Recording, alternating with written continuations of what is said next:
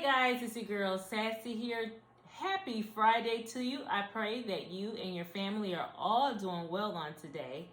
I wanted to come out and share with you how to prepare your fabric for the upcoming stitch along. Not only your fabric, but also to help you prepare your floss. Before we get started with the preparation, I want to share with you guys a wonderful app that I believe if you continue to love cross stitching the way that I love cross stitching, this app will be your best friend, okay? So it is called X Calculator. There it is right there. It prompts you for your pattern or your chart width, the chart or pattern height, the type of fabric you're using, how many stitches will you cover, and your indentation, and then you hit calculate and it's going to give you the recommendations. Now let's go through this using the chart that we're working on. We know that our chart width is 122 stitches. We know our chart height, or in this case pattern height, how they have it worded here, is 45 stitches. So we put that information in there, 122 and 45. Remember, I changed from 16 count Aida to 14 count Aida. I have that right there. If you hit this drop down, it gives you a whole list of types of fabric. So I said 14 count Aida. We are stitching over 1. Remember, I said this is a beginner friendly chart. We're stitching over 1.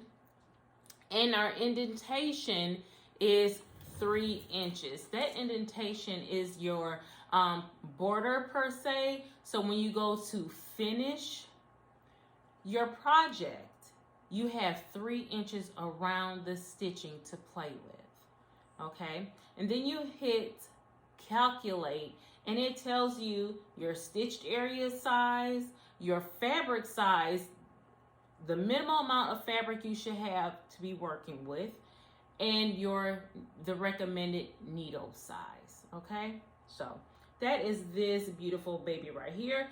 Just so you know, if you didn't want to download this app or don't have the capability to do so, it's telling you that you need a piece of fabric that is 14.7 by 9.2 inches, okay?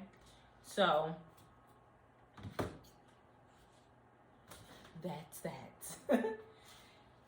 Remember, I had my Aida. I bought this Aida. It was folded. The first thing you need to do is iron your Aida if it's been folded or if it's wrinkled or whatever. So I went ahead and ironed it. Notice that my creases were hard set in there. There's nothing I can do about that but work around it, and it's okay. It's okay. I promise you, it's okay. Also notice that I have a selvage end on my fabric. That's fine. That's one less side I have to worry about. Now I have 3 other sides I need to address because, as you can see, it frays. So we need to contain this fraying, because when I tell you, by the time you keep on handling this fabric, the mess is going to start fraying, and you want to minimize it. So one way to do so is to take a serger and go around those 3 edges, or use your sewing machine and do a zigzag around those edges. You can also use painter's tape around those edges. Now I'm letting you know, painter's tape didn't work for me, but it might work for you. So painter's tape, washi tape, same thing. It did not work for me. The one thing that I do like using is Fray Check, and that's this bottle right here. So I'll be using Fray Check on my 3 edges. I will be doing that outside just for ventilation purposes. I will put that on there, let it set, and voila, I'm ready to rock and roll when it comes to my fabric. Now let's talk about how to prepare your floss. I am going to prepare a DMC floss versus my hand-dyed floss. So let's start with DMC. With the DMC, I do have to have a floss drop of some type in order to contain it. Now, you do not have to do this. You can just pull and cut to your length and keep everything in this way if that's the way that you prefer it. As you can see, I like to hang my floss. So when pulling from a DMC floss, there is a number. Look for that number. Don't pull from this side, the label side. Pull from the number side. There is a loose end.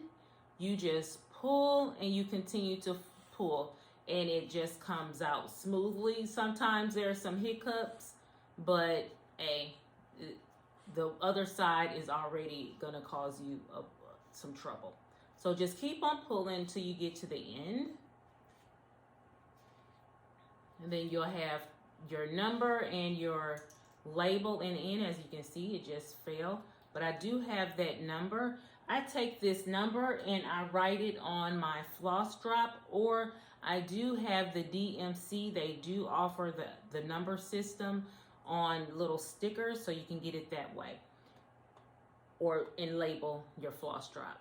Now, I have both of my ends, and I'm just smoothing my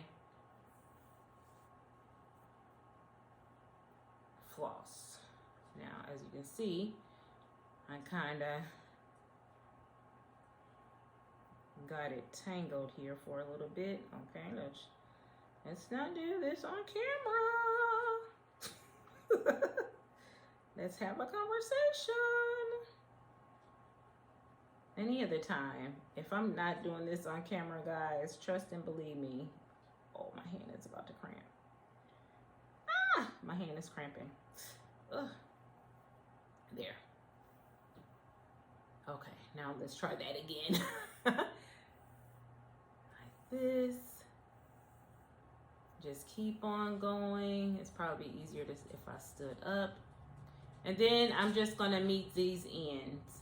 I do it 3 times, so that's 1, 2. Just keep my ends. And then I bring it around once again. And this is a perfect stitch length for me. So I bring it 3 times. And what I do is the end that have my 2 starter pieces, all of those ends on there, the loops, I need to cut because that is my working end. Then what I do is, see, I have this labeled 435 because that's this floss color number.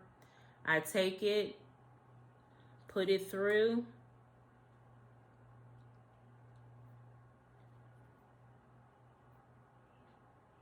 you see that? I put it through the hole,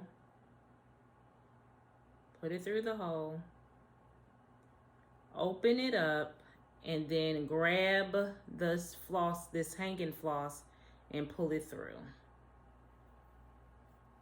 And then pull it down. So you'll have something that looks like this. I'm going to explain to you why this is very important and how easy it is to work with. Okay, before I do that, let me show you how to work fabric that is not in a DMC format. We have it like this. So what I'm going to have to do is take this off of here.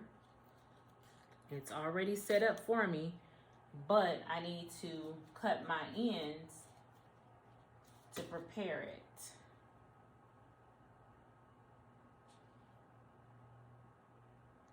Actually, I don't. Oh, I see what I had to do though. Huh. So this is already prepared for me. I just had to open it up. So now I need to do is put this back on here. And I'm going to show you the difference.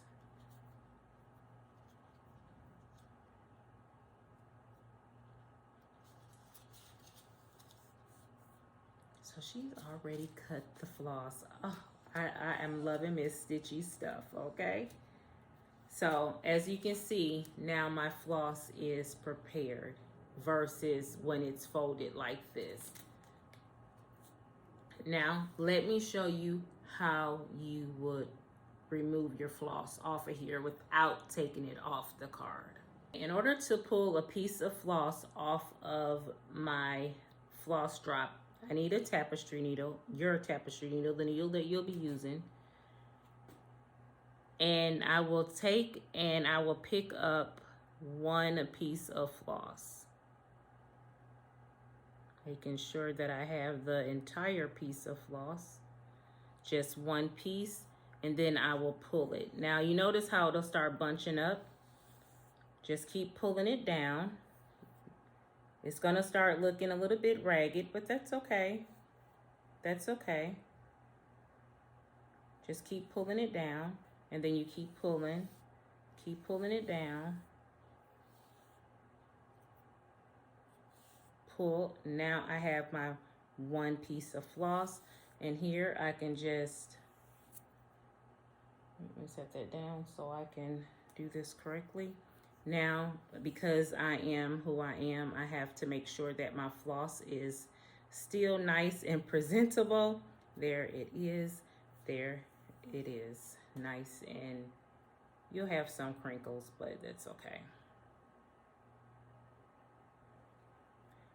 I do this so my thread will not knot up there. There it is. There it is. Very nice. Well, guys, that's it. You learn how to prep your fabric. You learn how to prep your floss.